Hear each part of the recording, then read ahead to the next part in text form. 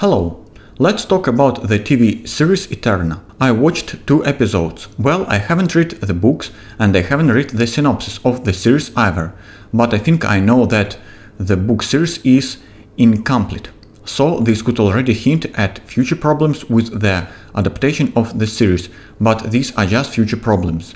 And perhaps the creators of Eterna will be able to somehow resolve the situation. First of all, I'll say that when I started watching the series, I didn't understand what they were even talking about because I accidentally started watching it from the second episode.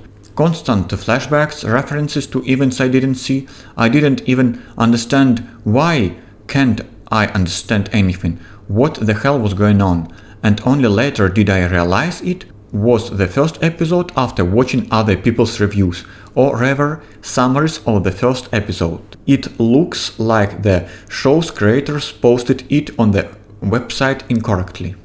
So first of all, I'll praise the series. First, the visuals are excellent. They're simply magnificent. All those swords, costumes and household items, they are magnificent as props. They're simply divinely done. All those castles and books, artifacts, I'd even say they are made better than those in the first 4 seasons of Game of Thrones. Everyone praises the first 4 seasons of Game of Thrones and says they were the best. So the visuals here are better. Speaking of the music, well, the music is generally well too, but I just felt like there wasn't enough of it. The music in the series is good, but the actors who play the characters are fine, good actors, and they are handsome. All the actors are well built and perform very well. Another plus, especially compared to House of Dragon and the Rings of Power, is that there is no tight narrative here. You know, it's so unusual to watch a well-made series that doesn't focus on strong female characters. Like in House of Dragon, literally every dialogue was about the superiority of women over men, and in Rings of Power there was too much woke, and the characters literally acted like idiots. Here everything is done well, everything is simply written well. By well saying well, I mean that when you start watching Rings of Power, you'll see idiocy upon idiocy, where people behave illogically. I don't know, maybe it's the writers' rooms, or maybe it's the lack of professionalism, but the characters here are more or less reasonable.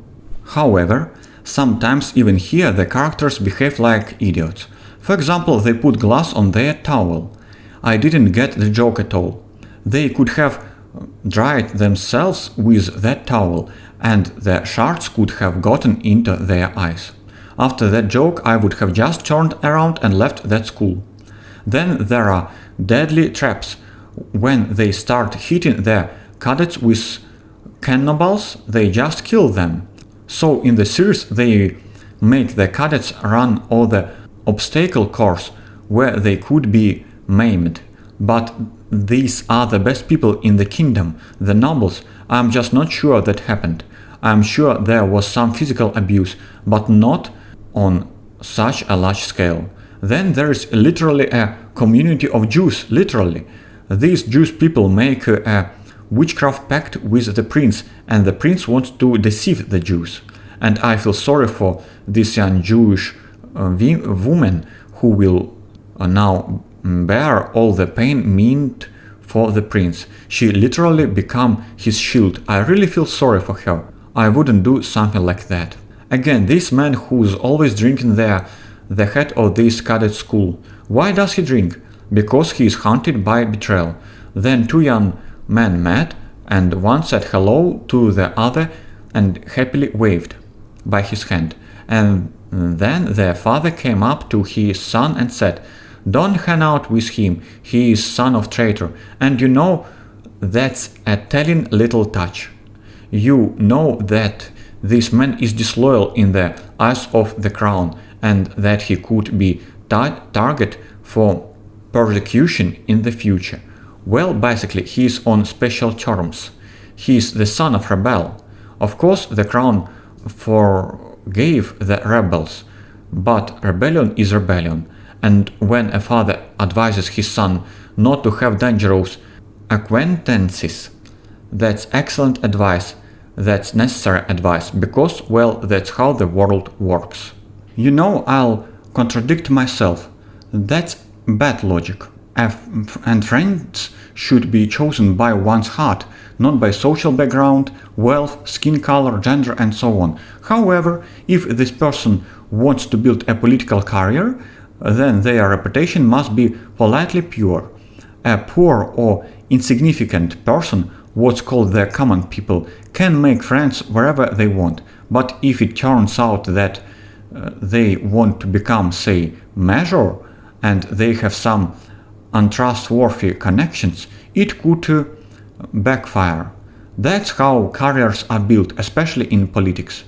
When we talk about a rebel leader, well, one who led the rebel army against the capital, and when an enemy general came to him and offered to settle the matter with a duel, this act was, well, stupid.